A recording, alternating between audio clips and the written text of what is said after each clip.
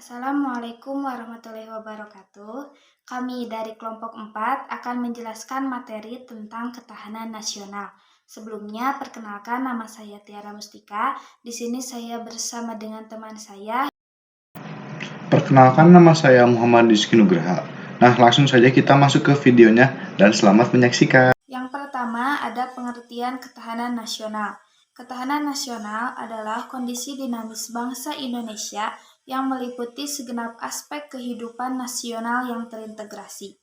Ketahanan nasional berisi keuletan dan ketangguhan yang mengandung kemampuan untuk mengembangkan kekuatan dalam menghadapi dan mengatasi segala tantangan, ancaman, hambatan, dan gagasan. Berikut ada konsep ketahanan nasional. Yang pertama, sebagai kondisi, dilihat sebagai suatu penggambaran atas keadaan yang seharusnya dipenuhi. Yang kedua, sebagai pendekatan, cara atau metode dalam menjalankan suatu kegiatan, khususnya dalam pembangunan negara. Yang ketiga, sebagai doktrin atau salah satu konsepsi khas Indonesia berupa ajaran konseptual tentang pengaturan dan penyelenggaraan bernegara. Berikutnya ada filsafat ketahanan nasional. Filsafat ketahanan nasional menjadi pokok pikiran. Hal ini tampak pada pembukaan Undang-Undang Dasar 1945 seperti pada alinea pertama yang memiliki kemerdekaan itu adalah hak asasi manusia. Pada alinea kedua dengan makna adanya masa depan yang harus diraih. Pada alinea ketiga, maknanya jika negara ingin mencapai cita-cita, maka kehidupan berbangsa dan bernegara harus mendapat ridho yang maha kuasa sebagai dorongan spiritual. Dan yang keempat, maknanya mewujudkan keadilan sosial bagi seluruh rakyat Indonesia. Selanjutnya ada sifat ketahanan nasional. Yang pertama, mandiri. Artinya, ketahanan nasional ini harus percaya penuh pada kemampuan negara itu sendiri. Yang kedua, dinamis. Artinya, akan selalu berubah-ubah, baik itu meningkat maupun menurun sesuai dengan kondisi dan situasi dari suatu bangsa. Yang ketiga, wibawa. Artinya, ketahanan nasional ini harus selalu meningkatkan kualitasnya. Yang keempat, manunggal. Artinya, ketahanan nasional harus mewujudkan kesatuan yang seimbang di antara semua aspek bernegara. Yang kelima, konsultatif dan kerjasama. Artinya, menuntut suatu negara untuk selalu mengedepankan sikap-sikap non-konfrontatif dan non-provokatif. Berikutnya ada tujuan dan fungsi dari ketahanan nasional. Tujuannya untuk menjaga bangsa dan seluruh tumpah darah Indonesia. Fungsinya untuk memastikan terciptanya pola pikir, pola tindakan, pola sikap, dan pola kerja yang menyatukan langkah bangsa dalam skala internasional, lokal, dan multidisiplin. Selanjutnya ada ancaman serta cara mengatasinya. Berikut ada beberapa tantangan dan ancamannya. Yang pertama, terorisme, separatisme, dan ancaman militer dari negara lain. Yang kedua, demonstrasi, unjuk rasa, dan kerusuhan sosial. Yang ketiga, kemasalahan ekonomi, masalah sosial, masalah politik, dan kerusuhan sosial. Yang keempat, perubahan iklan, masalah pangan, dan masalah energi. Berikut ada beberapa cara mengatasinya. Yang pertama, pemerintah harus memiliki strategi dan rencana yang jelas. Yang kedua, pemerintah harus memiliki sumber daya yang cukup untuk mengatasi masalah tersebut. Dan yang ketiga, memiliki sistem perekonomian yang kuat dan ekonomi yang kuat. Selanjutnya ada cara menghadapi ketahanan nasional. Sesuai dengan amanat Undang-Undang Dasar 1945 Pasal 30 ayat 1 dan 2 yang berbunyi, tiap-tiap warga negara berhak dan wajib ikut serta dalam usaha pertahanan dan keamanan negara.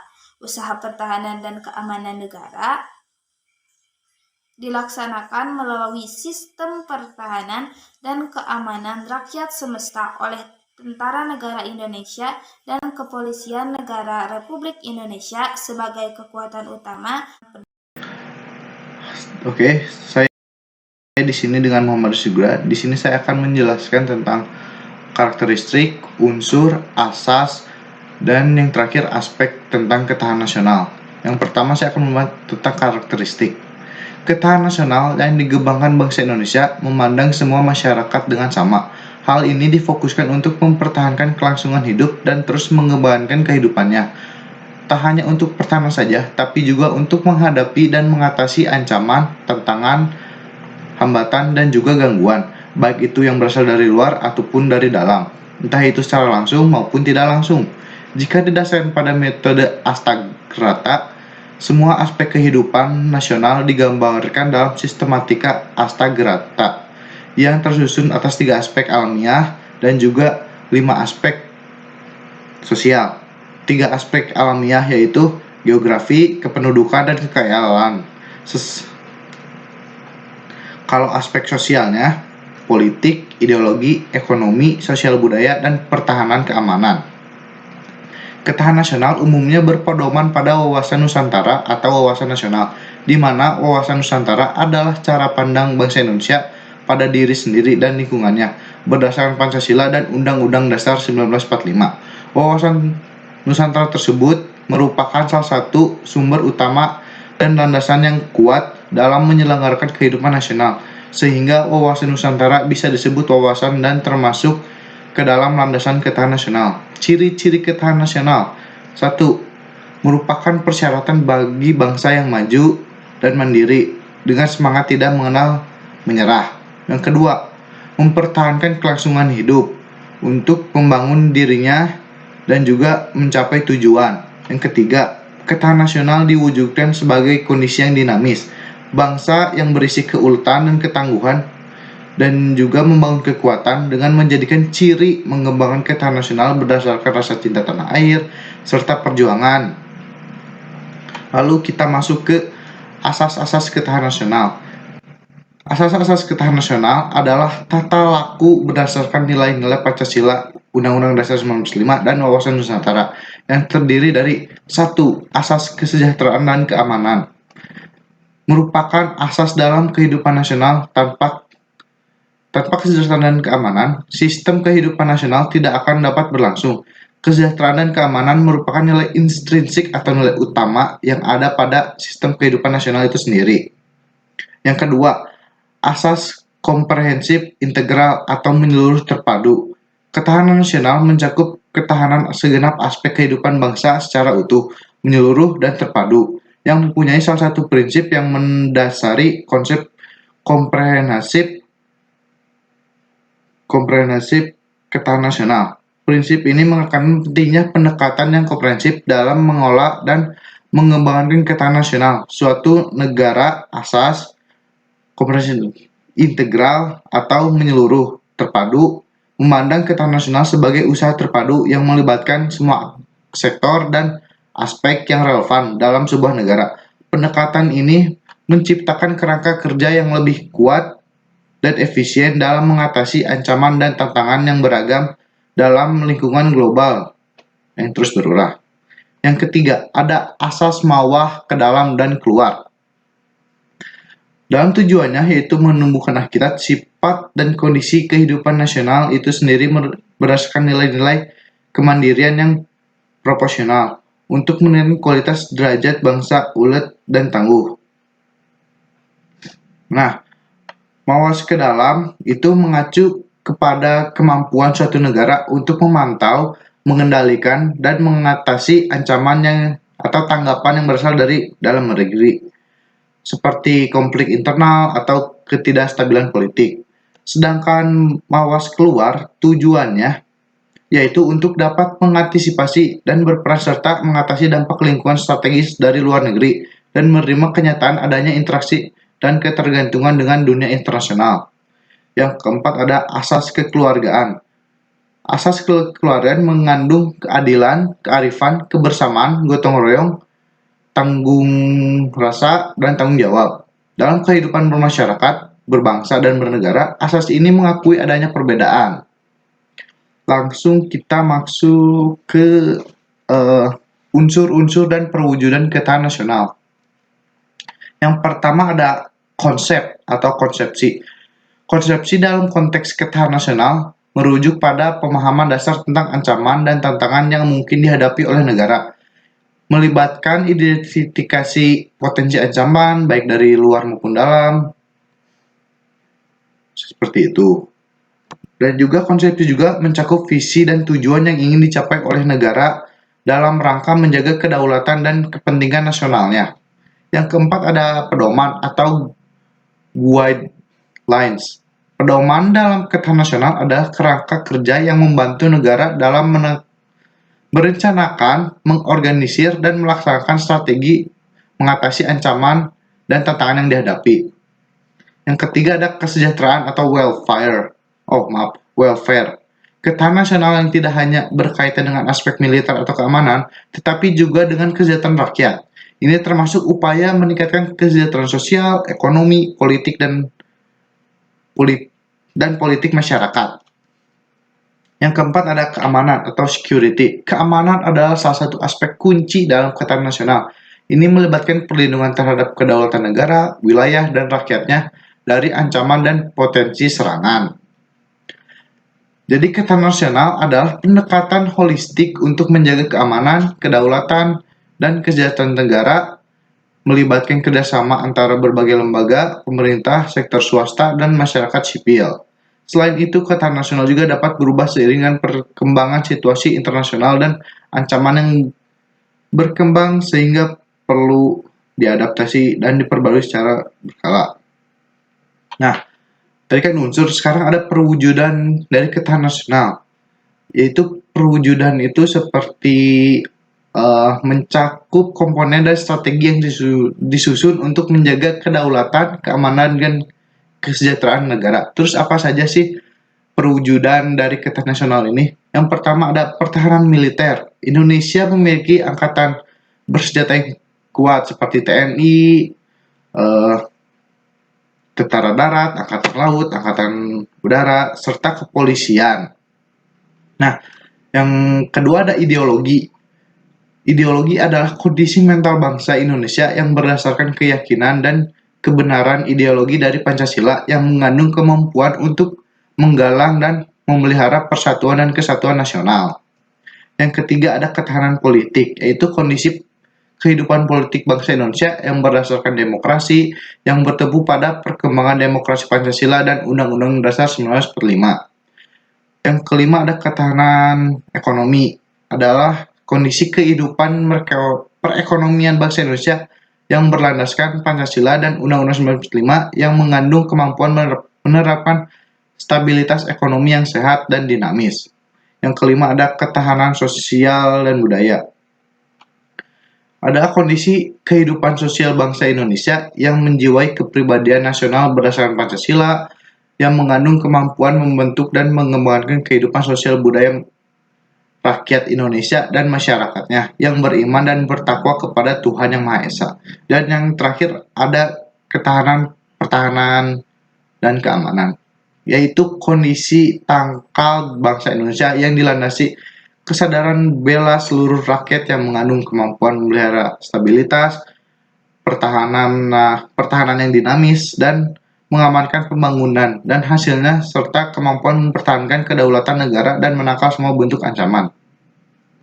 Nah, yang penjelasan saya terakhir ada pengaruh aspek nasional.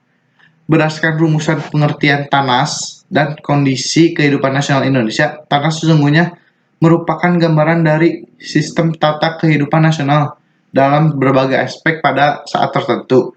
Tiap aspek di dalam kehidupan nasional relatif berubah menurut waktu, ruang, dan lingkungan, terutama pada aspek-aspek dinamis, sehingga interaksinya menciptakan kondisi umum yang amat sulit dipantau karena sangat kompleks. Berdasarkan pemahaman tentang hubungan tersebut, diperoleh gambaran bahwa konsepsi ketahanan nasional Indonesia membagi aspek kehidupan nasional menjadi 8 yang tadi telah saya sebutkan di atas ya.